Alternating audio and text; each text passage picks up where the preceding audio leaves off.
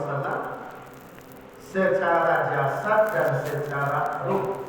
Makanya ayat menyebutkan bi abdihi, hambanya. Jadi bukan hanya ruh beliau, jadi bukan ruh beliau yang melayang-layang hati, bukan. Tapi benar-benar Rasulullah secara ruh dan secara jasad. Artinya waktu-waktu mau dia waktu baik-baik. Perjalanan dari Makkah ke Palestina yang mestinya 3 bulan, kemudian kembalinya juga 3 bulan, kemudian dari Masjidil Aqsa ke Sidratul Muntaha tidak ada kendaraan yang bisa membawa, akan tetapi itu dialami oleh Nabi SAW. Lailan, pada suatu malam. Jadi sebenarnya Pak Ibu, Isra Mi'raj di tanggal 27 Rajab ini hanya salah satu pendapat. Jadi kita tidak memastikan apakah benar Isra Mi'raj ini terjadi 27 Rajab atau tidak, wallahu ta'ala a'lam. Tapi menjalin peristiwanya benar. Jadi informasi dari Al-Quran tidak sampai menyebut tanggal, jangan tanggal, bulan pun tidak disebut. Demikian pula di dalam hadis Nabi SAW tidak sampai ke situ.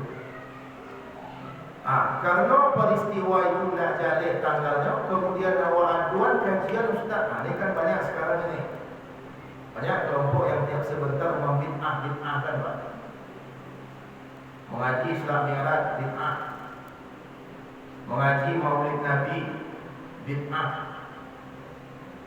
Kita hanya mengambil momen, tidak melakukan ibadah khusus. Tidak ada ibadah khusus, kita tidak buat apa-apa, tidak ada solat khusus, tidak ada zikir khusus. Hanya mengambil momen untuk membicarakan peristiwa yang berkaitan dengan Rasulullah SAW. Jadi kalau kita lihat Bapak Ibu, kalau kita kaji secara ilmiah, tidak ada dalil yang secara sahih dan sahih. Sahih itu artinya jalih, sahih itu artinya benar, yang menyebutkan bahwa peristiwa ini benar-benar terjadi di malam ke-27 di bulan Rajab. Tapi yang jelas peristiwa itu benar. Dan Allah menyebut lailan, pada suatu malam, minal masjidil haram, dari Masjidil Haram di Makkah, ilal Masjidil Aqsa, ke Masjidil Aqsa. Allah sebut 2 masjid di sini, Pak.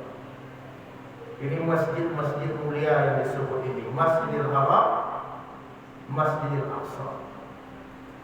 Satu masjid merdeka, tapi yang satu lagi masih terjajah. Masjidil Haram merdeka, bisa awak kunjungi, sekalipun ini masih payah, Pak.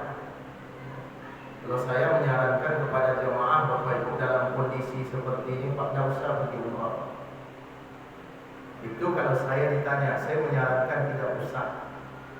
Kenapa? Berat, Bapak Ibu. Biaya jauh lebih mahal, akan tetapi hari ibadah, waktu ibadah sangat sebentar. Dan kemudian banyak perubahan-perubahan di sana. Dekor tak siap awak, dekor tak sabu dia awak bayi muha. Beribadah tak bentuk biasa dah. Karena itu saya ketika ditanya oleh jemaah, awak kalau beribadah umrah dalam situasi model Ustaz, cari aja ibadah yang lain dulu, Pak. Cari aja ibadah lain dulu. Kecuali nanti situasi sudah normal. Banyak saya solat suruh apa? Solat suruh keutamaannya seperti haji dan umrah, sempurna. Tetapi keutamaannya saja, bukan persis seperti haji dan umrah. Boleh tanya oleh kawan, apa tak haji? Oh, di Ali haji. Salah juga itu.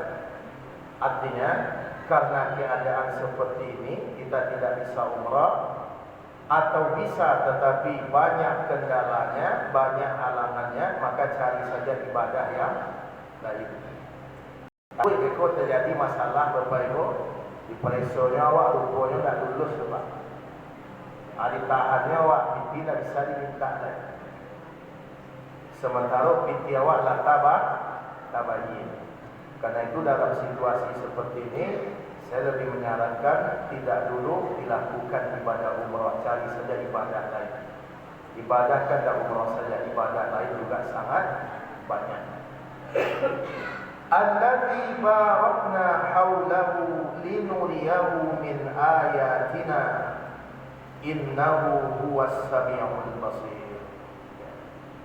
Allah menyebutkan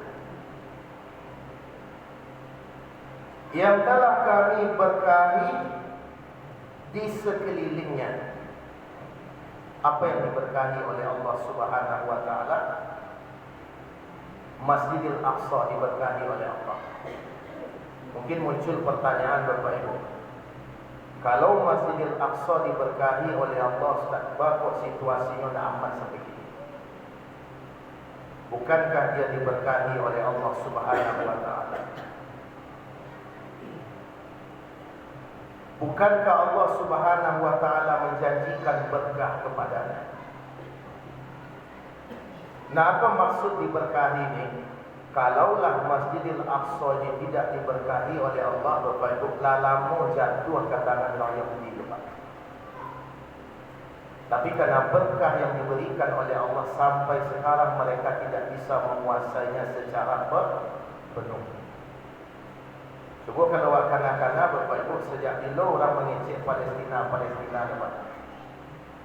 Sudah puluhan tahun. Sudah puluhan tahun, Bapak Ibu.